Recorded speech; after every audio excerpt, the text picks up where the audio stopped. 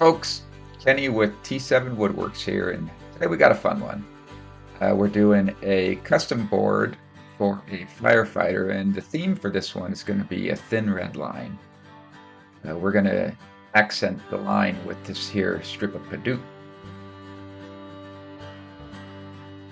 And now that they're cut, I'm going to run them through the planer just to clean the faces up. This will allow for a really clean and tight glue up. And you probably noticed I had two pieces there. The other one is for another board I'm making.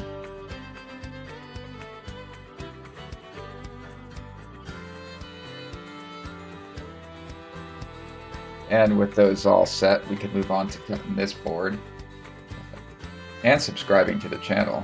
Speaking of which, this is a 2-inch thick piece of walnut with a contrasting heartwood and wood. It's one of the main reasons I chose this, because I think it'll allow me to get the pattern that I have in mind to really and you'll see that later in the video. And I'm just cleaning up the edge faces so I can get it nice and flat when I take it to the table saw. Unfortunately, my jointer is not wide enough to accommodate it's probably an 8-inch thick or so piece of walnut. So I'll just cut them to length here first on the table saw, and then I'll get them all to size afterwards. Get them all to the dimension that I'm looking for.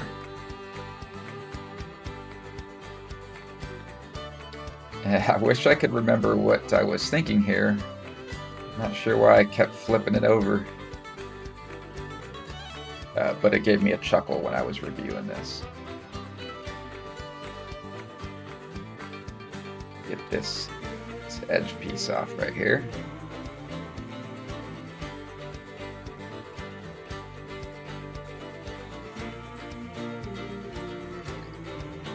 I don't know what was going on there either. My table saw was not liking that particular piece of walnut.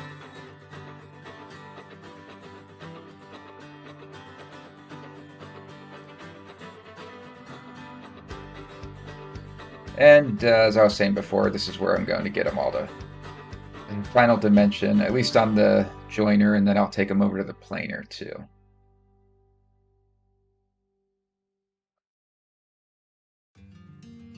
And I'm marking the two faces that I jointed. I'm going to plane the other two faces to size. So I was just marking those so I didn't accidentally plane the already jointed face. And this is also going to give me a perfect square. Well, perfectly square edges, I should say. And now I'm just going to kind of bring the Padauk a little more to size.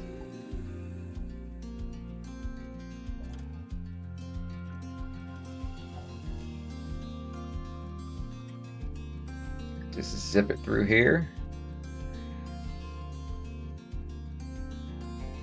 All that good.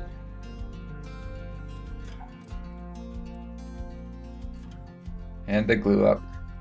The infamous glue ups. This is where you can really make or break a project.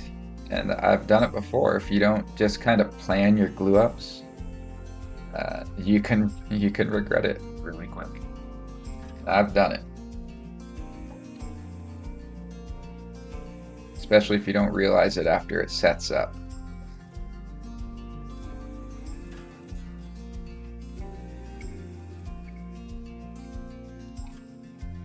You see this little clamping jig I made up.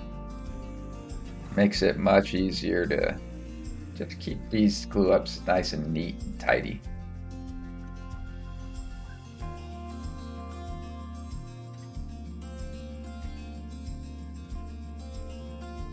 One thing to note when you're chiseling away these little glue beads, wear some eye protection. Those little suckers will just pop right off into your face, and I speak from experience. Until I get a proper drum sander, this is how I have to kind of rough surface my boards. Someday I'll get one. But this works just fine for now.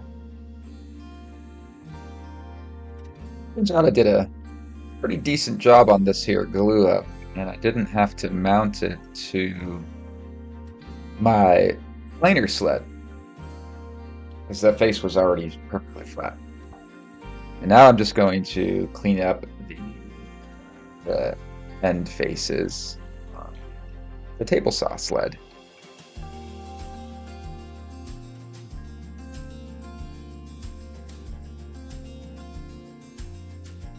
I like to take off as little as I possibly can, so if I could be within the tolerance of a blade length, that's what I'm going to do. And all the excess could be on the final cuts.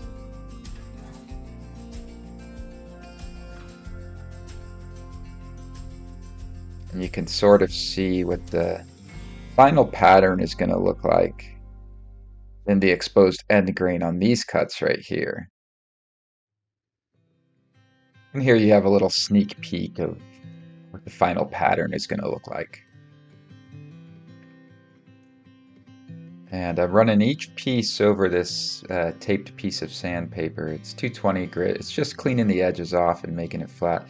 Again, without a drum sander, kind of makes it more of a manual process, but that's okay. Time to break out the handy dandy glue up board again. Glue up jig.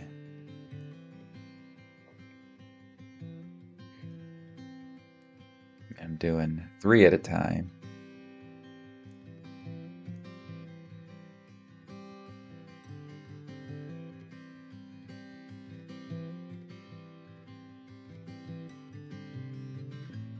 Taking it nice and easy, always making sure to plan your glue ups, especially on the second glue up with an end grain board, especially if you're going for a specific pattern. It's super easy to mess up.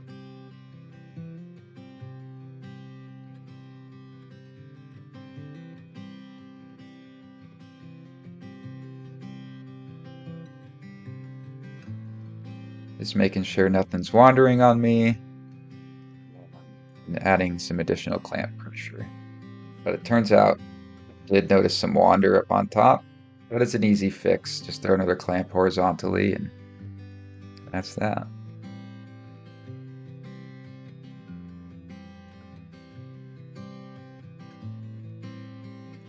And now we're all dried up and ready to pop out of the clamps. You know, as much grief as I give this cheapy little sander, little belt sander, it does do a pretty darn good job of clearing off those dry glue nubs. So I suppose I can't complain too much, huh? You just gotta work with what you got. Right now, that's what I'm using, and it works great. Right here, I am applying this little piece of sacrificial scrap back onto the board. That's going to help a lot with tear out and snipe when I do this, when I run it through the planer. Some say, and I tend to agree with this, that you really shouldn't run end grain through the planer. It does tend to be pretty finicky and potentially dangerous really too, but I do real light passes every time I do it. And it seems to be just fine. And here I'll just clean these edges up, square it up.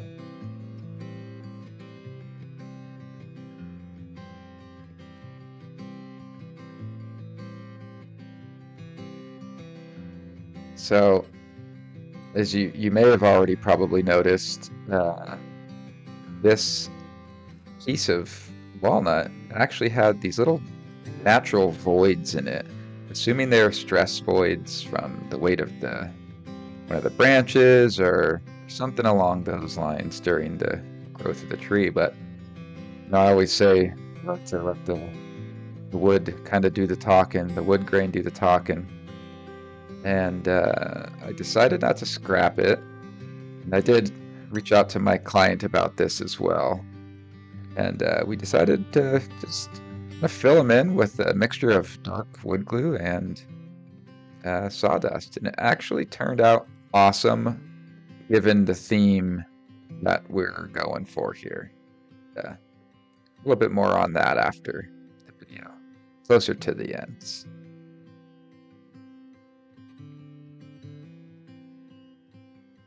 Quick once over.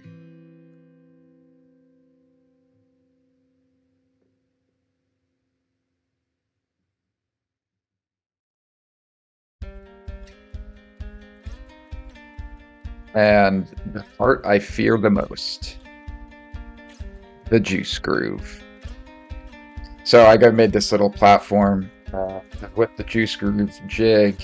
You have to screw it directly into the surface that you're working on, and I don't want to screw directly into my workbench. So funny, when I bought my house, these table leaves were left over, and they ended up being perfect for this application. So I kept them.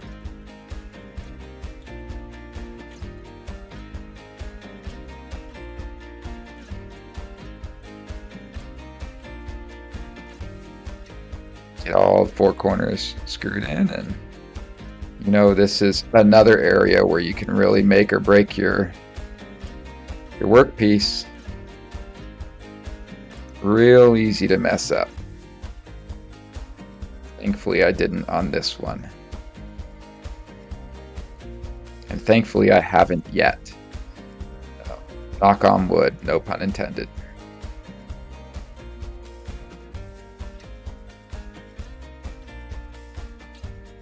And I'm just marking out the handholds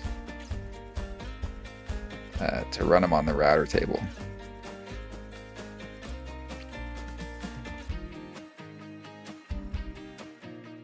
Little fence setup action over here. Measured out my stops and just made many passes.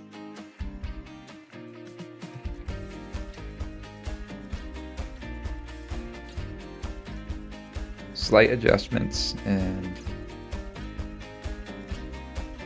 kept repeating this process until I got the depth I wanted.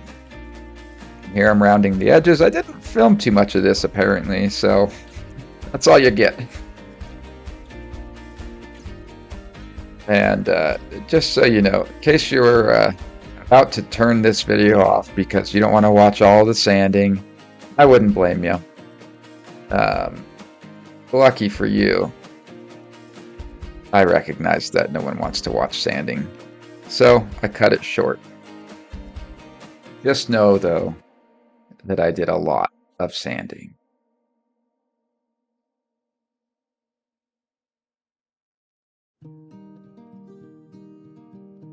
So just kind of jumping back to those stress cracks or the stress voids that were in the wood, I want to kind of talk about how I tied them into the design element of this piece. Obviously there's the thin red line along the bottom, and right above it I arranged the sapwood and the heartwood to sort of resemble flames coming off the line. And well, I decided since there's flames, there must be smoke, and there must be sparks, and everything that comes with fire. So that's kind of how I tied those in. They're sparks coming right up out of the flames, and everything else above it is the smoke from the fire.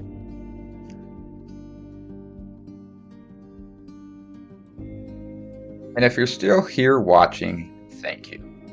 And if you liked this video, go ahead and subscribe to my channel and share it to your heart's content. I plan on releasing many more videos like this one, so stay tuned. Thanks again.